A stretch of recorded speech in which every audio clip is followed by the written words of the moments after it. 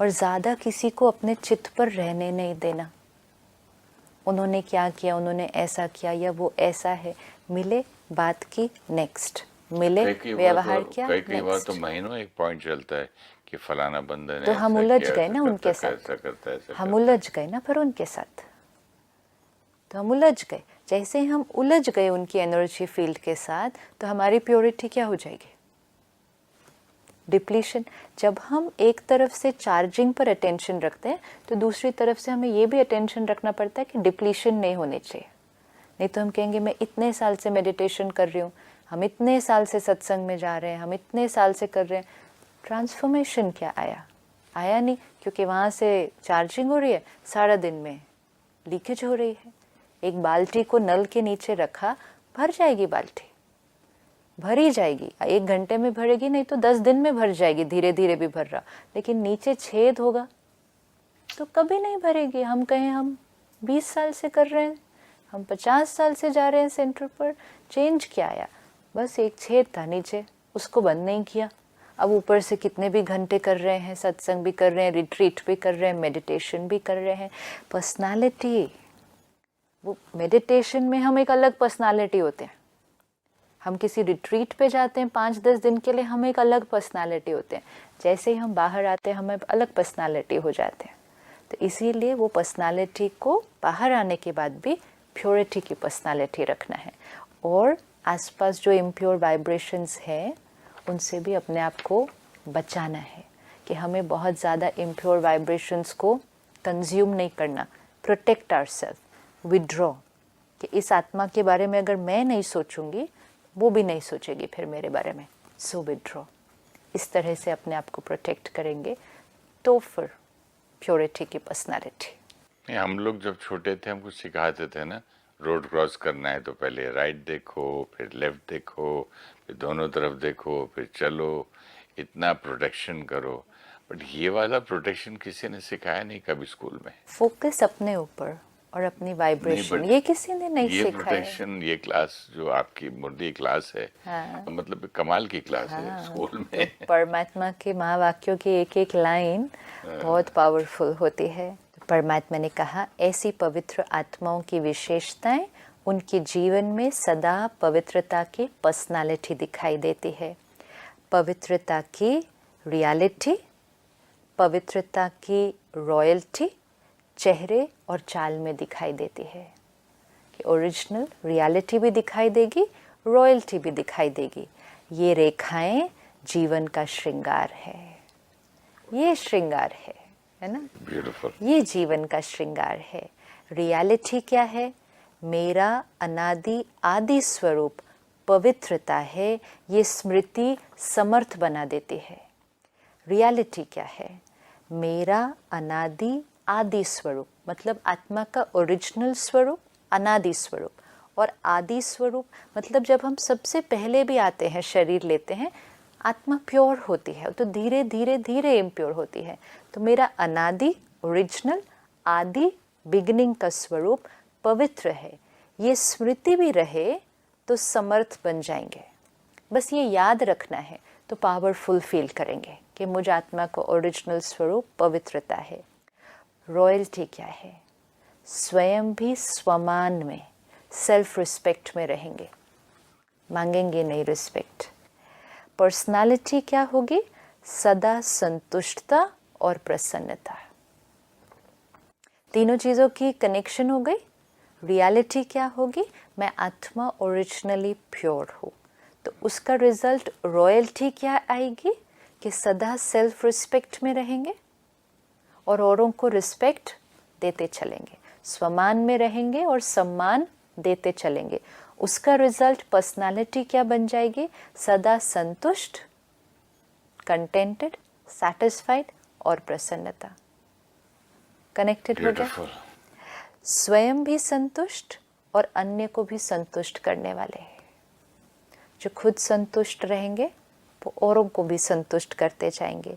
पवित्रता से प्राप्तियां बहुत हैं। तो बाबा ने आप सभी बच्चों को क्या क्या प्राप्ति कराई है वो जानते हो ना, कितने खजानों से भरपूर किया है। अगर प्राप्तियों की स्मृति में रहो तो भरपूर हो जाएंगे। सबसे पहला खजाना जो दिया है वो है ज्ञान का खजाना, जिससे जीवन में रहते दुख अशांति से मुक्त हो जाते हैं। व्यर्थ संकल्प, नेगेटिव संकल्प, विकल्प, विकर्म से मुक्त हो जाते हैं। पहली लाइन के लिए दुख अशांति से मुक्त हो जाते हैं। बाबा ने कहा कि परमात्मा ने पहले आपको बात- कितने खजाने दिए पहले हैं। जब कह रहे थे ना हम मुझे शांति दे, Yes. हम ये आशीर्वाद मांगते हैं, ये करते हैं, तो इसका आगे आंसर तो परमात्मा ने कहा कि मैंने तुम्हें कितने खजाने दिए। सबसे पहला खजाना दिया ज्ञान का खजाना। ज्ञान से आप दुख अशांति से मुक्त हो जाते हैं। व्यर्थ संकल्प, वेस्ट थॉट्स, नेगेटिव संकल्प, नेगेटिव थॉट्स, विकल्प, गलत सोचना, विकर्म, गलत कर्म करना से मुक्त हो जाते हैं। अगर कोई भी व्यर्थ संकल्प व विकल्प आता भी है तो ज्ञान के बल से विजयी बन जाते हैं। कोई गलत थॉट आएगी भी, गलत कर्म करने का सोचेंगे भी, तो ज्ञान के बल से, गलत थॉट्स के भी अल्टरनेटिव्स आते हैं। ज्ञान के बल से ना, ज्ञान मिलने से वो नेगेटिव थॉट का क्या करेंगे, उसको चेंज कर देंगे। तो अगर कोई व्यर्थ संकल्प व विकल्प आता है तो ज्ञान के बल से विजयी बन जाते हैं। ये जो थॉट्स हैं नेगेटिव जो आती हैं, ये दब जाती हैं या एक ना एक दिन ऑटोमेटिक इसी तरह आनी ही बंद हो जाएंगी? नेगेटिव थॉट्स क्यों आती हैं? नेगेटिव थॉट्स हमारे संस्कारों से आती है। एक थॉट का सोर्स क्या है? सी, थॉट, डिसीजन, एक्शन, एक्शन से बना संस्कार, राइट? तो आत्मा क्या है? तीन चीजें, मन, बुद्धि, संस्कार। तो मन ने एक थॉट क्रिएट किया, बुद्धि ने डिसाइड किया, हम कर्म में लाए, संस्कार बन गया। अब जैसा संस्कार बन गया वैसा थॉट आएगा, क्योंकि मन, तो वापस बुद्धि, मन पे आ संस्कार, गए। मन, बुद्धि, संस्कार, साइकिल आ गया ना। मन, बुद्धि, संस्कार, साइकिल है। तो जैसा मन तो जैसा वैसा संस्कार, जैसा संस्कार वैसे वैसा थॉट्स मन। आने लगेंगे। नेचुरली ना। अगर हमारा गुस्से का संस्कार बन गया तो अब थॉट्स कैसे क्रिएट होंगे? अगर हमारा क्रिटिसिज्म का संस्कार पहले किसको बंद करना है, संस्कार को कि थॉट्स को? सब पे इकट्ठे वर्क करना पड़ता है, इसीलिए, क्योंकि वो कनेक्टेड है। प्योरिटी पे कर लो तो अपने आप हो जाएगा। तो अब ये संस्कार कौन से हैं?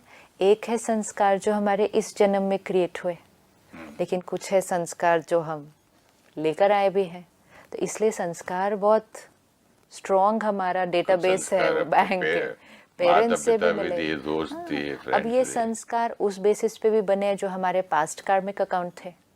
तो पास्ट कर्मा, सपोज कोई आत्मा आपके सामने आती है, किसी रिश्ते के रूप में आती है, जिसके साथ आपका पास्ट पावरफुल नेगेटिव कार्मिक अकाउंट है, तो वो तो ऑलरेडी अब कार्मिक अकाउंट क्रिएट हो चुका है ना। अभी नहीं किया हमने कुछ भी गलत, अभी हमने कुछ नहीं किया, लेकिन वो आत्मा अब आ गई हमारे जीवन में, एक बिजनेस के रूप में आई, एक रिश्ते के रूप में आई।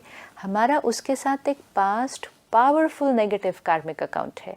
तो जब वो आत्मा अब हमारे संपर्क में आएगी तो नेगेटिव थॉट्स आना बड़ा नेचुरली आने लगेंगे, आने शुरू हो जाएंगे ऐसे, क्योंकि जैसे ही वो आत्मा सामने आई तो वो कार्मिक अकाउंट जैसे टिकर होता है ना, टिक टिक टिक टिक, काउंटर शुरू हो गया। तो काउंटर शुरू हो गया, हमारी नेगेटिव थॉट्स शुरू हो जाएंगे। अब हम कहेंगे अभी तो हमने ऐसा कुछ किया नहीं, उन्होंने भी ऐसा कुछ किया नहीं है, हम इतना क्यों नेगेटिव उनके बारे में सोच रहे हैं? Carry forward. तो उस समय पर अब प्रेजेंट में ज्ञान को यूज़ करके अपने ऊपर थोड़ी सी एफर्ट, थोड़ी सी मेहनत करके अपनी थॉट को चेंज करना पड़ता है। तो इसीलिए बाबा ने कहा ज्ञान के बल से विजयी बन जाएंगे। पर उसके लिए सिर्फ एक ही चीज़ चाहिए, अवेयरनेस चाहिए कि मेरी थिंकिंग नेगेटिव है, अवेयरनेस कि ये थॉट ठीक नहीं है। फिर हम उस पर वर्क करेंगे। जब तक हम उसको जस्टिफाई करेंगे तो वो थॉट चेंज नहीं होगा। जस्टिफिकेशन मींस नेचुरली भाई इसने ऐसा किया तो मैंने बोलना ही दैट्स था। जस्टिफिकेशन। बोलना तो सेकंड स्टेज है, सोचना क्या चाहिए था। बोल पर नहीं अभी हमने मेहनत करनी, हमने सोच पर कोई आपका अपमान करके या कोई डांट ढूंढ के चला जाता है तो आपको वो पीछे से थॉट्स आती है। हाँ, थॉट्स आती है ना। तो हमने अभी मुरली का टाइटल क्या सुना था? कि उनको क्षमा, उन पर रहम आती है।